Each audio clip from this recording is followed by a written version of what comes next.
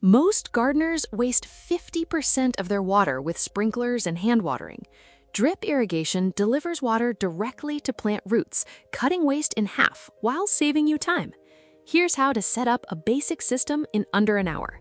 Step 1. Lay your main water line. Run a half-inch drip hose from your outdoor faucet along the edge of your garden beds. Use stakes or landscape pins to secure it to the ground every 3 feet so it doesn't shift. Step 2. Attach emitter rods. Connect quarter-inch drip tubing to your main line using barbed connectors. Run these smaller lines directly to each plant, spacing emitters 12 to 18 inches apart depending on your plant type. Step 3. Install drip emitters. Punch holes in the quarter-inch tubing where you want water to drip. Then insert emitters rated for 0.5 to 2 gallons per hour. Drip emitters deliver slow, steady water directly to soil. Step 4. Add an end cap and timer. Cap off the end of your main line with a barbed end cap. Then attach a battery-powered timer to your faucet so water runs early morning for 20 to 30 minutes 4 times per week.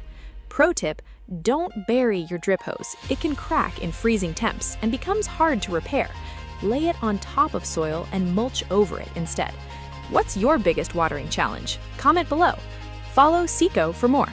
Visit seco.ai.